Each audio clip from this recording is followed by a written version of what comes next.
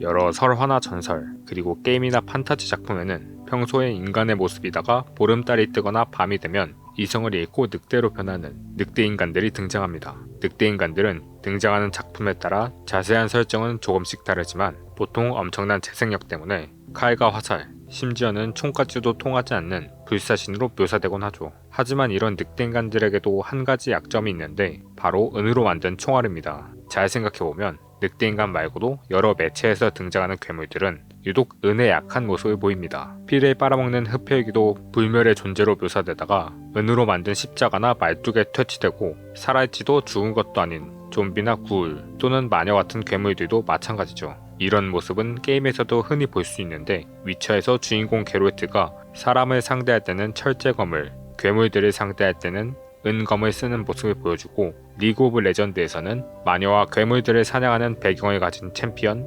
베인이 은화살을 사용합니다. 은은 어쩌다가 이처럼 악한 쪽에 속해 있는 괴물들의 약점으로 등장하게 된 걸까요?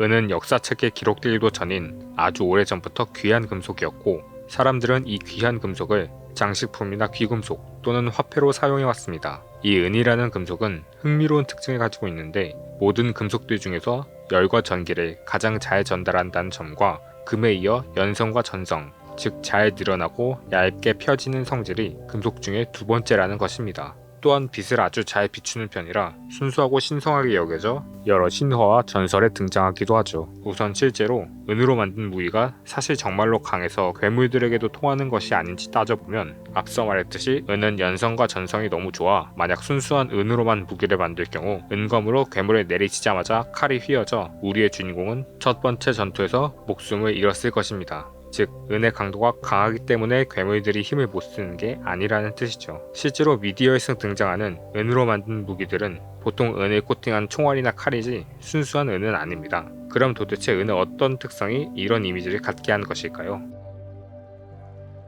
먼저 이런 이미지는 지금처럼 과학이 발달하기 전 납과 같은 흔한 금속을 금으로 바꾸는 것을 목표로 했던 학문인 연금술에서 비롯된 것이라는 가설이 있습니다. 연금술에서는 금은 태양, 수은 수성, 철은 화성 등 하늘의 별들과 여러 금속들 사이에 어떤 관계가 있다고 생각했고 이 중에서도 은은 달과 관계가 있다고 생각했습니다. 때문에 전설 속에서 달이 뜨면 변하는 늑대인간 그리고 어두운 밤에만 뜨는 달과 어울리는 마녀와 좀비 같은 괴물들에겐 다른 금속으로 만든 무기가 아닌 오직 달을 상징하는 은으로 만든 무기들로만 상처를 입힐 수 있다는 이야기가 전해져 내려오게 된 것이라고 볼 수 있습니다. 또 다른 가설은 연금술보다는 더 과학적인데요. 고대 그리스 이전 시절부터 사람들은 왠지 모르게 음식과 물을 은에 가까이 두었을 때 오래 신선함을 유지하고 잘 썩지 않는다는 것을 알아냈습니다. 1800년대 미국 서부에서 말을 타고 다니던 아메리카 정착민들 또한 물을 썩지 않고 오랫동안 가지고 다니기 위해 물통에 은 동전을 넣어 놓았습니다. 이것은 마법이 아니라 은과 같은 금속들이 갖고 있는 밀양동 효과, 다른 말로는 밀양살균 효과 때문입니다. 밀양동 효과란 은과 구리와 같은 금속 이온들이 미생물과 같은 유기체에 치명적인 영향을 끼치는 것을 말합니다. 원래 중성인 분자가 전자를 잃거나 얻게 되면 전하량이 바뀌고 이를 이온화라고 하는데 이렇게 이온화된 분자들은 전자를 얻거나 잃기 전에 원래 상태와 다른 성질을 가지게 됩니다. 이런 이온화된 은과 세균들이 서로 어떻게 상호작용하는지에 대해 알아보면 먼저 은 이온이 박테리아나 곰팡이와 같은 균들과 마주쳤을 때 이 은 입자들은 그 세포들의 세포막에 들러붙습니다. 이는 세포막이 자연스럽지 않은 방향으로 변형되고 접히게 만들고 결국 세포막을 통해 무언가가 출입하도록 하는 성질, 삼투성을 변형시켜 세포를 이루는 내부 물질들이 세포막 밖으로 흘러나오게 만듭니다. 이후 들러붙은 은 이온들이 세포의 중심 구조인 리보솜, 미토콘드리아를 파괴하면서 그 속으로 침투합니다. 이렇게 세포 안에 쌓인 은 물질들은 독성을 갖게 되고 결국 그 세포는 자신의 기능을 잃어버리면서 죽게 됩니다. 즉 은 이온이 향균 작용을 하는 것입니다. 이런 은의 특징들 덕분에 은은 역사적으로 최초의 항생물질 중 하나였고 오늘날도 은은 가벼운 화상이나 대인 상처에 쓰이는 번크림부터 균으로부터 상처를 보호하는 붕대를 고정하는 용도까지 여전히 치료에 사용되고 있습니다. 심지어는 페니실린을 비롯한 여러 항생제의 내성을 가져 감염될 경우 여러 난치병을 일으키는 메티실린 내성 황색 포도상구균 MRSA와 같은 슈퍼박테리아에 대응할 때도 이용됩니다.